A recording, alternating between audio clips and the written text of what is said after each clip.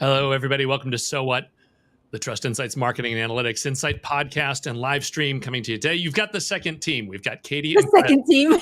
our off at events show, but they've let the lunatics run the asylum. I love it when they let us do this. It's great.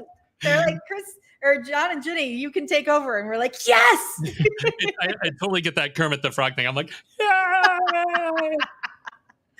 Yay. So it's so funny. So Gini Dietrich here with us from Spin Sucks and Armand Dietrich. She is a specialist on crisis communications. That's what we're talking about today. But yeah, I had to laugh too, because we always end up laughing and having a good time. And here we are talking about crisis communications. We're like the worst people to talk about tragedy and, horrible acts. But here we are. This is where we're going to go. Yes. Did you watch Succession? No, actually, that's on the list is hot. And I know it had such a huge following. And of course, Alan Ruck, who was originally from Ferris Bueller's Day Off, right? My whole life. Yeah.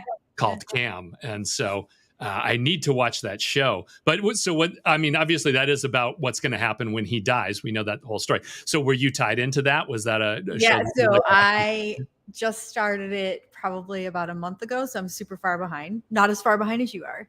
And I just started the fourth season, the last season, like on Sunday or Monday. And it's, first of all, talk about things that you are laughing about at other people's demise. These are horrible people. They're terrible human beings. There's not one redeeming quality, and you can't stop watching. It's like you're sucked into this like toxic bro culture. It's horrible, and you can't stop watching. Oh yeah. Well, that's, when you have huge wealth at stake and people who have no interest in working for a living, it just gets weird and crazy rapidly. Yeah. Or they want to work, but they want to work in daddy's firm with like CEO titles without any experience. Just show up to get a paycheck. Yeah. Well, that's nice work if you can get that. I'm not faulting anybody from doing it. All right. So we do have to step back for folks that don't know anything about crisis communications. Give us just the thumbnail sketch of like, okay, what is crisis comms? What needs to get done? And what are the basic steps that put it together? It used to be that in communications, you had a really specific specialty in crisis because it didn't happen very often and it didn't happen to many companies. And it would be things like natural disaster would take out the organization, like manufacturing plants. It would be a chemical spill. It would be the death of an executive, untimely death, the death of an executive, unexpected. So things like that are completely out of your control and typically don't happen to most organizations. And then social media came along and all of a sudden, right, everybody had a megaphone and somebody can create a crisis for an organization pretty fast. And it can happen overnight while you're sleeping. It can happen, while you're watching football. Like it can happen instantaneously. And so one of the things, and it can happen to every organization, nobody's immune anymore. So one of the things we always talk about with clients is there's a difference between issues and crisis. And a crisis is something that's going to hurt your bottom line or it's going to hurt your reputation. So things like, we don't hear from Paula Deen anymore because she had that huge crisis and sort of just disappeared from the world because it hurt her reputation so much. Planned Parenthood had a pretty big crisis when they decided, or not Planned Parenthood, the Big Walk. Oh, Komen. Thank you. Komen had a pretty big crisis when they decided to defund Planned Parenthood. So and that for them, it hurt both reputation and bottom line because they didn't handle it correctly. And the executive director kept flip-flopping on her answers. So you look at those kinds of things and you think, okay, well, maybe something like that will never happen. And usually a social media quote unquote crisis is an issue. So an issue is something that you have to deal with. And it might happen, in 24 hours and you have to stay up to beat on it and make sure that it doesn't develop into a crisis. But most of the things that you'll deal with day to day is an issue. It's not actually a crisis.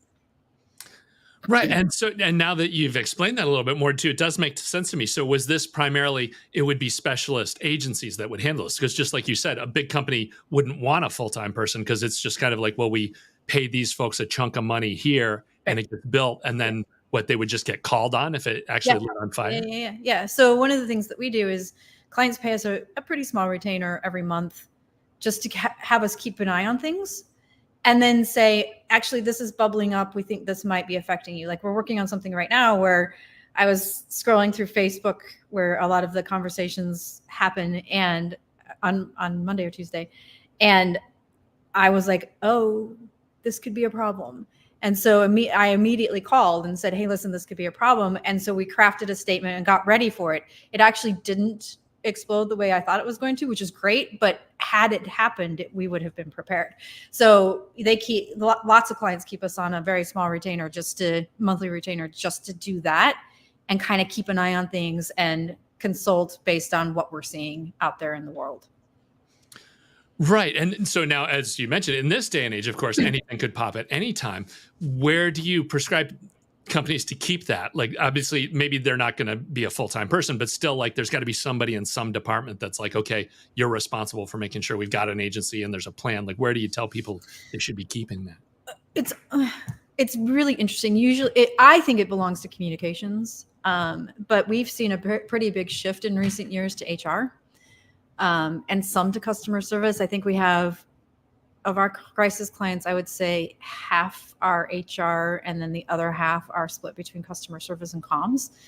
But really, when you're talking about, especially crisis communications, it really should belong to comms. Usually when it's not, when it goes to a different department, it's because they either don't have a comms person, or the comms person is inexperienced and doesn't know how to handle all of this.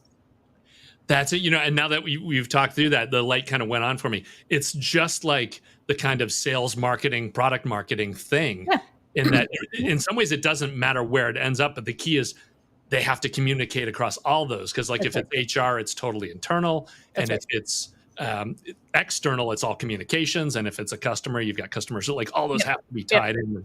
It's across the board. Yeah, you're exactly right.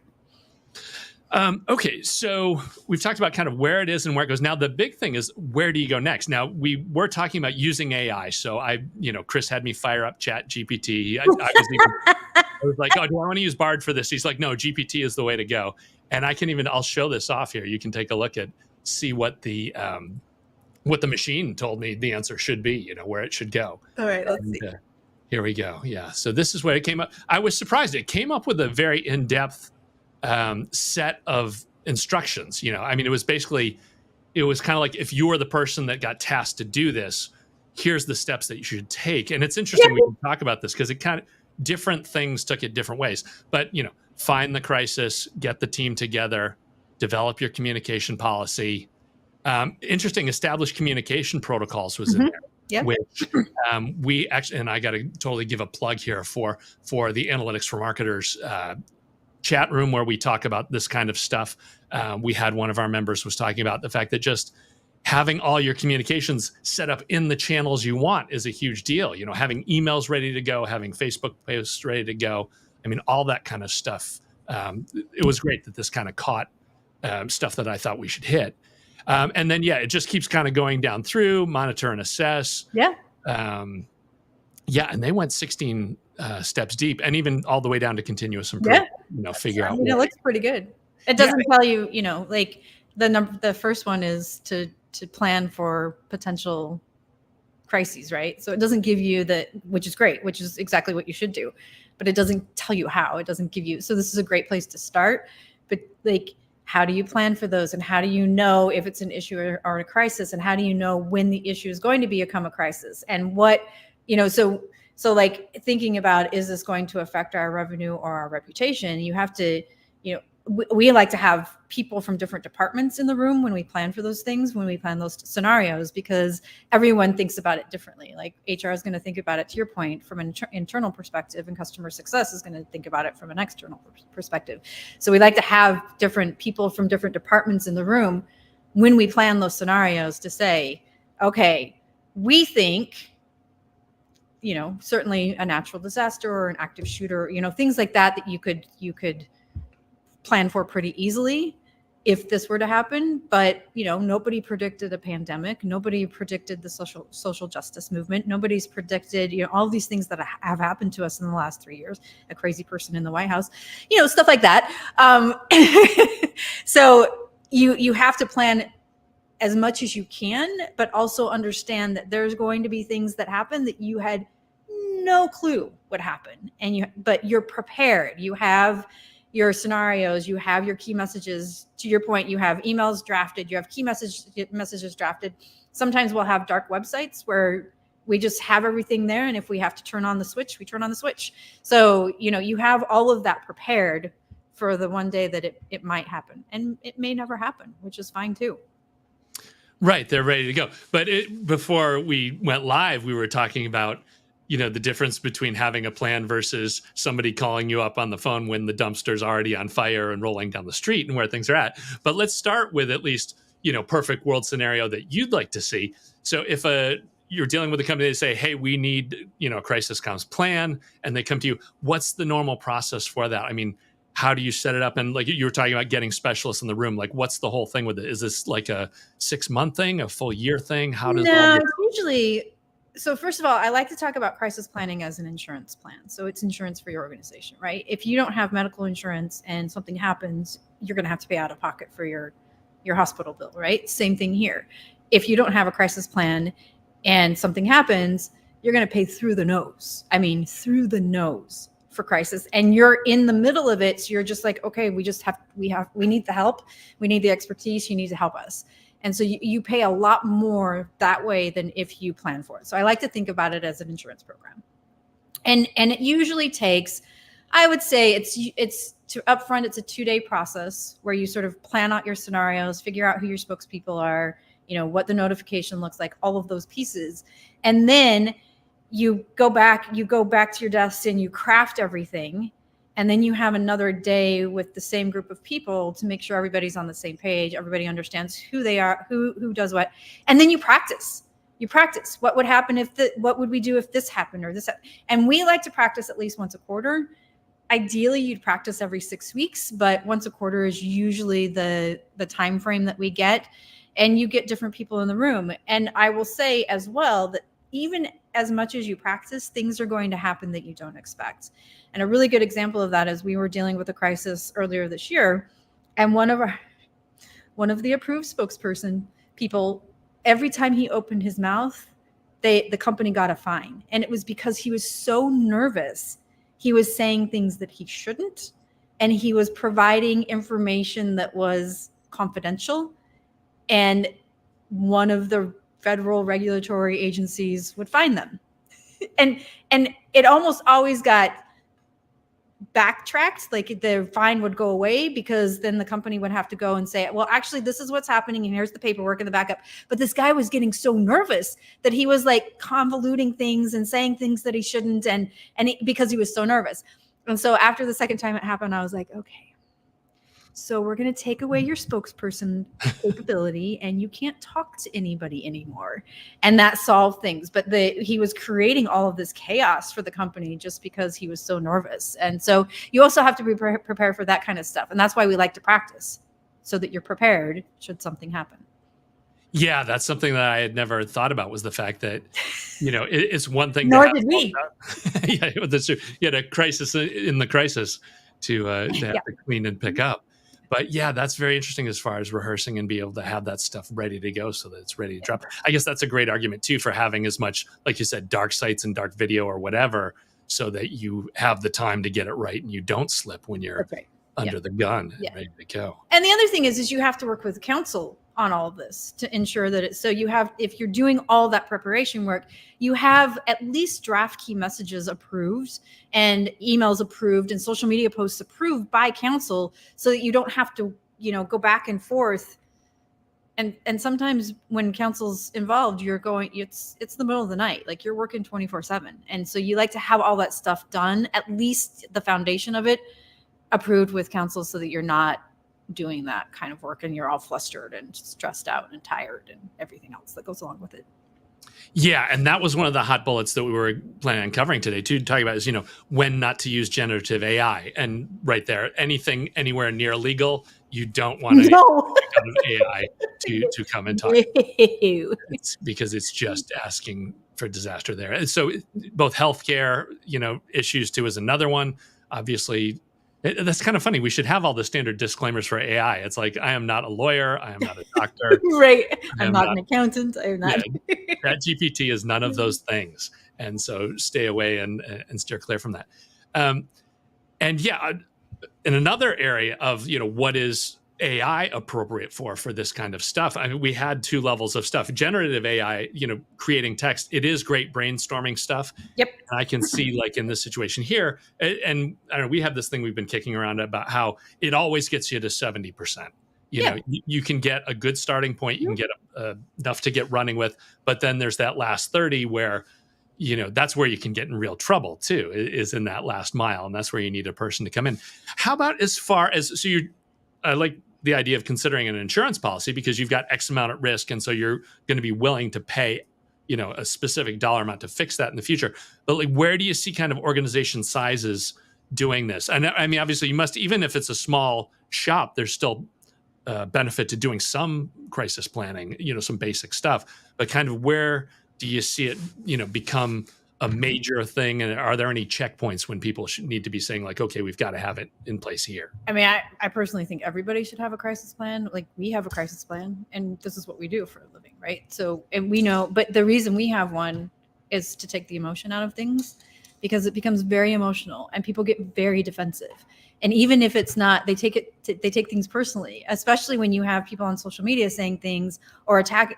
And people will name people. They will say, well, so-and-so at this company. And you're just like, that's not the case at all. And the thing about people on social media is they don't have context, right? They don't know what's going on, but they'll still criticize you. And so people get really defensive. So I would say every organization on earth should at least know what potential scenarios they might face, and know just at least a foundation of how they'll respond, because it takes the emotion out and they can go back to the work that they did. Where we find that organizations actually do full-on planning, they're pretty large organizations. They're not typically organizations that, like yours and mine. They're huge companies.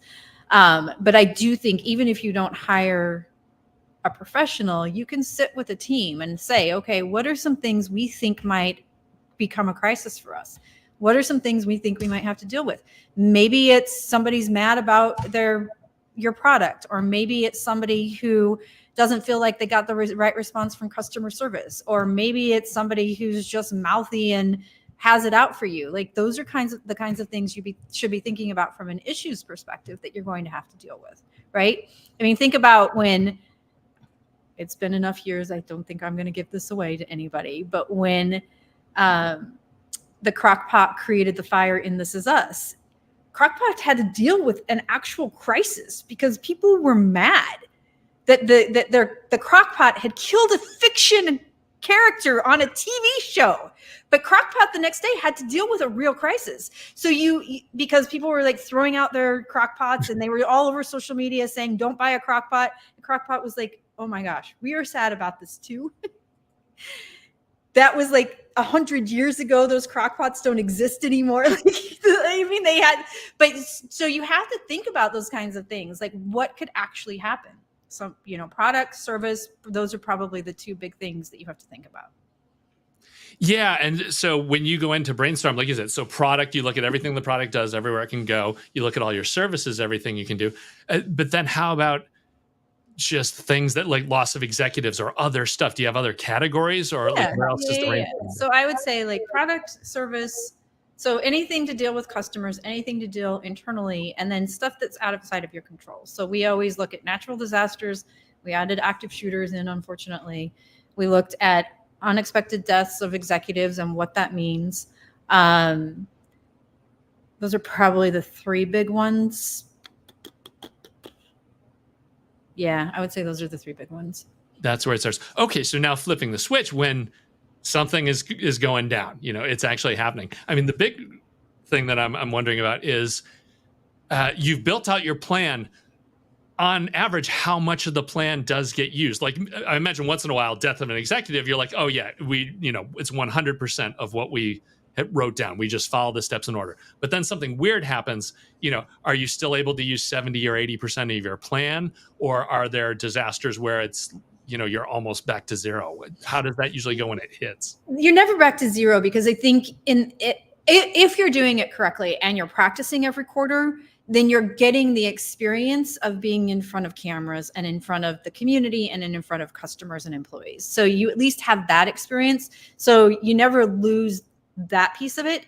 And you always have the key messages are usually drafted based on values and what the company is there to do. So you will tweak those based on what's actually happening, but the foundation of it is what's there. So you've taken out all of the pieces of having to craft new and start all over and stare at a blank sheet of paper and have it approved by council, and starting with, these are our values and this is how we approach things. And one of the things we say to clients all the time, and this is so hard for people, it's so hard, say I'm sorry. Not I'm sorry, but, or I'm sorry, we've had clients who have said, I'm really sorry, but I was really stressed out. Nobody cares that you're stressed out, because you've created stress for this person or this community or this group of people, right?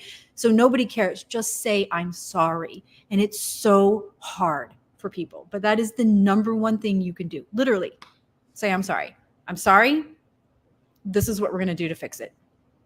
Right. And so what's the usual pushback? I mean, my gut is that that's legal. They don't want to open themselves up by admitting they actually did something wrong. Is that, or not necessarily. I think just people in general have a really hard time saying they're sorry and saying I'm sorry genuinely and authentically and not giving an excuse. So I say to clients all the time, I don't want to hear a but after you say I'm sorry. I'm really sorry this happened. The end. Yeah. The disclaimers just serve to eliminate the original apology. That's right. I mean, and that just happens in life too, right? Like, you'd think it would be easy though. Just take responsibility and walk away. But that's not where we are, I guess. That's not the way it goes. I wanted to throw out another one. Now, you had actually passed over a resource, HubSpot. Yeah, this is from HubSpot. Yep. Right. And so, as far as this was a little bit more of a, it's more of a guide. The GPT thing was a checklist, I would even say. This is more of a guide. So have you actually, is this something you used for your work, or you just found this and you said, hey, this is mostly close to what I found this just mostly because I couldn't share one of ours. But I found this, and it's fair. I would say it's 70% of the way we do things.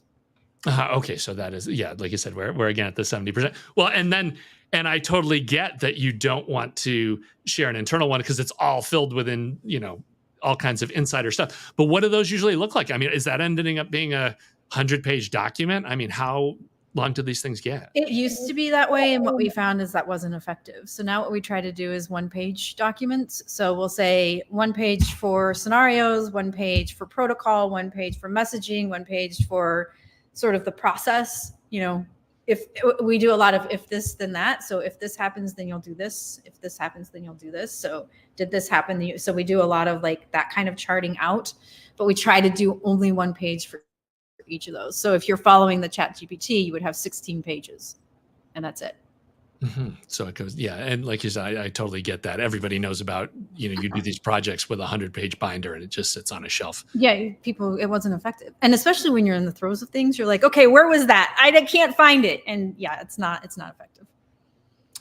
All right. Yeah, we had another one from the forum. Stephen Dill actually threw out there that they are subscribing to LiveSafe for the higher ed location. Oh yeah, nice. Yep. And I did not realize that was kind of a whole area of tools. This idea that you have an app that everybody there can use, and you can kind of see where people are and request, safety checks and things like that. So that was very cool. Vectorsolutions.com, give them a free plug for what they've got going. And now let's get to the crazy stuff. Okay, so we've talked about how it should be done and what you'd like to see done. But what are the phone calls that you get? Like something where it's like, okay, the plant's on fire, or with the literally. Yeah, those right. are the phone calls I get. The plant is on fire. Literally. And is it a different, obviously you must have a whole different set of protocols for that. It's like, okay, if you want me to come in, here's what we're going to do and how we're going to do it. Like, what does that look like? Yeah. So it's very much like as fast as you can go. And so the other thing that I've learned over the years is not only are you trying to fix things, and help them save reputation and revenue, but you're also building trust with a new client almost usually. So it's somebody who's calling who you've never worked with before, but they've heard you can help, right? And so you at the same time of being thrown into the dumpster fire with them, you're having to build trust with a group of people you've never worked together before. So you're just trusting that they're telling you everything that they should, and they're being open and honest and transparent. And we have discovered over the years that doesn't always happen. And B, that we actually know what we're doing. Like, they don't know that we know what we're doing because they've never worked with us before.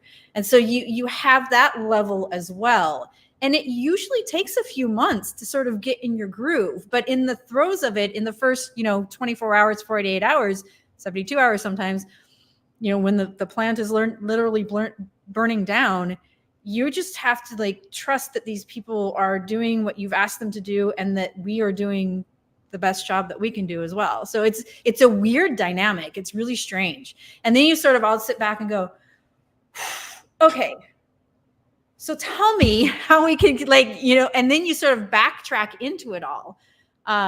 Which it's a very strange dynamic, because you're thrown into the middle of a crisis with a group of people that you didn't know 24 hours ago.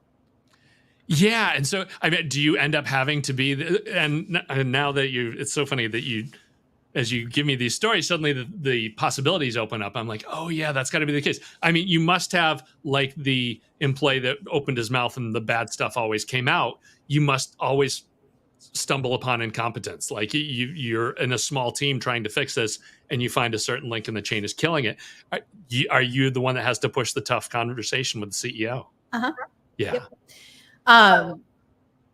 And what I have learned is that if you put it in dollars and cents to them, they get it. So, 5 years ago, I would have said, this person on your team, every time he opens his mouth, he's causing problems. This time I learned, and the CEO would be like, yeah, but he's a really good guy and we trust him and blah, blah, blah. And he would continue to be the spokesperson. This year, what I said to the CEO was, listen, every time he opens his mouth, this is how much it costs. And not just from a fine perspective, but in our time having to help you fix it. So it literally is costing you 3 times what the fine is, and having to go backwards and, rebuild your reputation with that federal organization, because now they think you're trying to pull one over on them, when in fact he was just nervous and he was saying things that aren't even true. I mean, he was just saying stuff. And so when I put it in dollars and cents to them, they usually go, okay, let's not have him talk anymore. the bulb finally goes off. Well, I mean, it works. We don't need to get into your pricing and how everything works, but I would love a general feel of like, okay, so if you have the foresight and you do the planning and you buy the package and it's on, and it, the big one with that is it's on your own timeline. Like, you could take a year to build it if you do it ahead of time, versus knocking on Ginny's door when, the plant has exploded. Like, are you talking 20 times, 100 times, 1,000 times? Like, how bad does it get? It's bad. It's very bad. Excellent. Excellent. Yes, that's it. Probably 1 month of work, and usually you're working for several months, is the same as planning. As the whole planning process. Yeah, no, that's not surprising, because having Jenny drive around the middle of the night to go do stuff seems like that's getting expensive very fast. So yes. I understand. All right. How about anything else that people need to know too? I don't want to, dig too far and spend a lot of time on this, but are there other things that people need to think about as they're getting these plans together, or, where should they be getting the most bang for their buck when they try and I mean, based on what I just saw from the ChatGPT thing, I think that's a great place to start to create your outline. And you can look at each of those 16 pieces and go, okay, I need to learn more about how to do scenario planning, or I need to understand what this notification process looks like. Or if I'm going to do if this, then that planning, what does that look like? And how do we build that out? Because it can get really overwhelming really fast. And so I think you can use ChatGPT to continue to ask it those questions, almost like you're using it as a search tool, which I kind of like better, because if you go to Google and ask those questions, you go to all these different websites and you get all this information. But on ChatGPT, it's like, okay, well, you'll do this, this, and this, and it continues to dig deep into your outline. And then do go online. There are lots of great templates. I did a quick search when you asked yesterday, and I found that HubSpot one and I like that one the best. I probably looked at 6 or 7 of them, and I like that one the best just because it was comparatively close to what we do. But there's plenty of stuff online, and there was one from Asana that was pretty good. The project management tools all had crisis plans, which I thought was interesting, but you can easily do that as well, just to get yourself started. Oh, that's funny. Yeah, that's a great point, because any of those tools, if they've got a template in their own tool, they're trying to hook you in with that. So that's a smart marketing play. Very smart. I have to give them credit for that. I did want to talk about other AI stuff too, just to throw out there for people. Okay, so we've talked, you hit it right on the head. It's generative AI is the chat tools are a better tool than just plain old Google search. You'll be able to go deeper and go further. And this applies across all departments. Trust Insights, we do this kind of consulting too. So if you want to find out about using the same type of analysis and work for human resources or product marketing or any of the other channels, we can do that stuff. But then the other one that gets missed with this is using AI and models just for data analysis. Mm-hmm. We see a lot of stuff where, we'll take your call center and go in and find out what the level of anger or happiness is with products across the board. And that kind of stuff is great for planning and can even give you insights beyond crisis planning, but also for revenue opportunities or upsells or things like that. So I wanted to make sure we give that a quick plug. Other fronts too. All right. So I did have to say, since I was already playing around in ChatGPT, I had to ask it about peso to see what it had to say. Oh yeah, I got to see this. And I haven't done that. I should do that. It was interesting where it came out, and I was surprised that it actually. Let me grab the right prompt here. Here we go. All right. Before I have the big reveal, I have to make sure I have this totally queued right. All right. Let me change my windows. Oh. Okay, you're okay. Thank you. Special guest star here, keeping us going. Okay. Here we go. Oh, goodness. We said, what is, describe the peso model public relations, and it came straight out with PESO and basic rundown of what everything was. So it was pretty tight. Of course, the one thing that was missing in all of this, which was the next thing I said, who is the creator of the model? And it did come through. So it got you. You are good. Very good. A prominent figure. Wow. Look at that. Yeah. So they managed to scrape the right stuff. They've got you as the person behind it. You worked very hard at that. So that's good. To make that work and get that together. But so that was, I wanted to share that with you before we wrapped up. I don't know anything else before we throw in the towel. We had some folks with a few questions in the chat room. And the most basic one is, if people want to get in touch with you, what's the best way to do that? Spinsucks.com. That's easy. All right. That sounds good. With that, I think we're good. Let me see if there's anything else. Well, you have to meet Olivia Benson. Just to here, let me pop the screen so we can get full view. There we go. Dog fans love it. Such a good girl. Katie and Chris will approve, so that'll be excellent. That's going to do it for this week. We will catch up with you next week. We've got Marketing Pros B2B, so I will find out what the story with that is. But Ginny, thanks for joining us. Always a pleasure, John. All right, that'll do it for this week. We will talk to you next week, and see you over at trustinsights.ai or join us at Analytics for Marketers, and we'll talk to you later.